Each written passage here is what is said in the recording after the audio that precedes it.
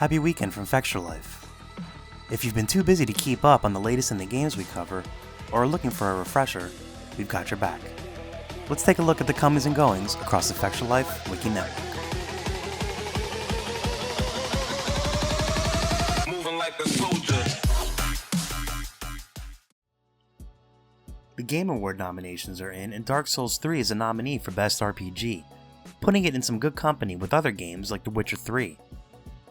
From Software's epic finale to the Dark Souls series was a curious omission from the Game of the Year category, as it was received with resounding praise from critics and fans. Perhaps the world is just not ready for a Miyazaki overlordship. Sony has revealed the PlayStation Digital Pre-Order bonuses for Nioh, and also laid out the details of the standard and deluxe editions of the action RPG from developer Team Ninja. The standard edition goes for $59.99, and the game features a pre-order bonus of a slick armor set for players and a dynamic theme for the PS4. Furthermore, players who pre-order the deluxe edition at $79.99 will gain some additional loot. In addition to the standard edition's content, they will receive another Crimson armor set for pre-ordering or purchasing the game within 2 weeks of launch, and some new weapons. The deluxe edition of the game features the following: the full base game, a weapon pack with 5 new weapons, a PS4 avatar, 3 DLC missions with the Season Pass which feature a new story, enemies, and characters. Nioh was recently picked up for Western publishing by Sony and was revealed to be receiving several enhancements in support of the PS4 Pro. With these pre-order and edition reveals, we can see that the Sony hype train is already in effect as we march towards the game's February 7th release on the PS4. Mass Effect Andromeda continued its stream of info reveals this week as part of Game Informer magazine's continuing coverage for the month. First, the newest race, the Ket, were explored in a feature piece and accompanying video that walks us through the visual design considerations. Further in the video, they look at the revisions made to the character models to arrive at the visual look that they sought to complement the race. The changes result in the ominous figure that we see in the game's recent N7-day trailer. Later in the week, we got a look at how Mass Effect 3's multiplayer influenced the gameplay development of Andromeda. We were shown how jetpacks are being designed for dynamic cover use, and how the team at BioWare is refining their station-to-station formula to be more fluid and speedy. Enemy spawns will now come from any direction, making players pay attention to the entirety of their surroundings rather than just in front of them.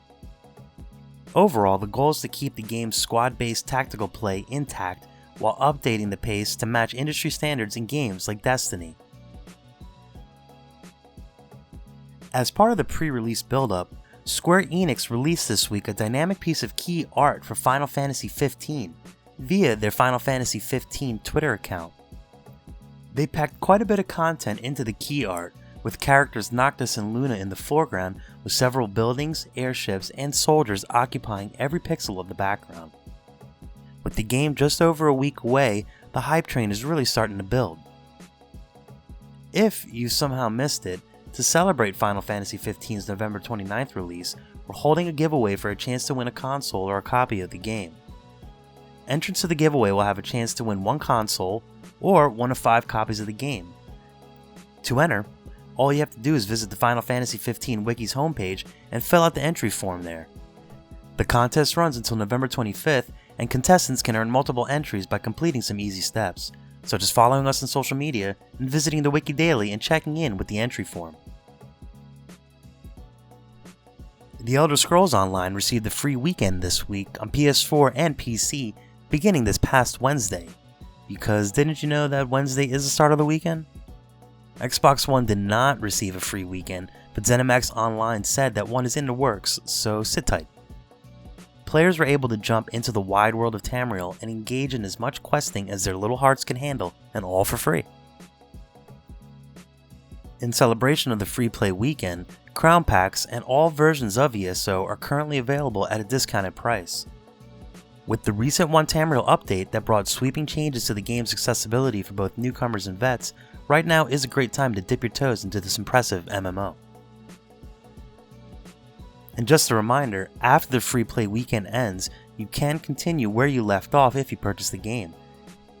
Any characters you create, crown packs or crown store items you purchase, as well as any progress you make during the free play weekend will carry over when you purchase the game. If you are resuming your adventuring through this wide world, be sure to check out our Getting Started guide and check in with the skills, crafting, and location pages on the wiki for more help in getting you going in this great MMO. The newest update for Fallout 4, which went live last week for PC, finally brought mods to the PS4 this week, giving players a chance to run around the Boston wasteland in any manner of ridiculous fashion, as well as take advantage of various game improvements from the community. You can head over to the Bethesda database for a look at all the mods that PS4 players can get in on. Torment Tides of Numenera released a new gameplay trailer this week that focuses on one of the game's 3 classes, the Nioh. The Nioh is similar to the Sorcerer or Wizard classes of other games, but instead of magic, they are wielding the power of ancient civilizations. Choosing Nioh gives players a boost to their intellect of the world's lore.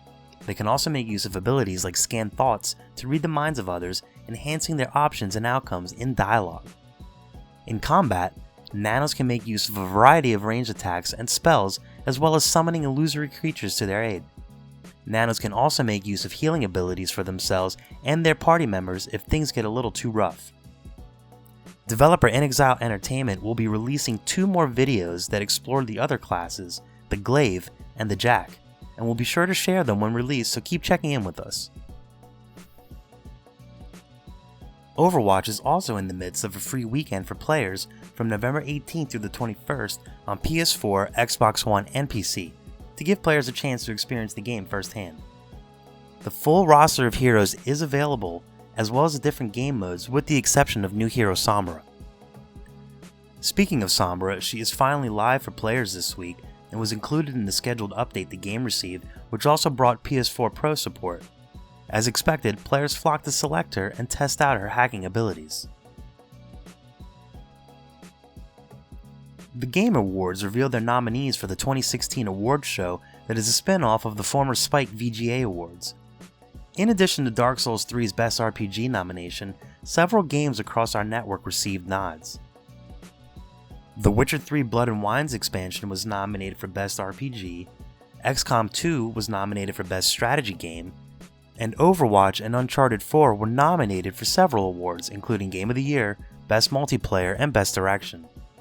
Upcoming titles, Mass Effect Andromeda and Horizon Zero Dawn, received nominations for Most Anticipated Game, which is a category that is also open to fan vote. And that's a wrap for the Week in Wikis. We're looking forward to another great week of gaming fun. Don't forget to check out our VIP program for some exclusive supporter benefits, and budding writers should take advantage of our Become an Author initiative. Thanks for a great week, and as always, keep checking in with us for news, reviews, YouTube streams and videos, and general wiki goodness. Follow us on social media for all the latest and greatest. The more followers we get, the larger the army of the Fexes grows.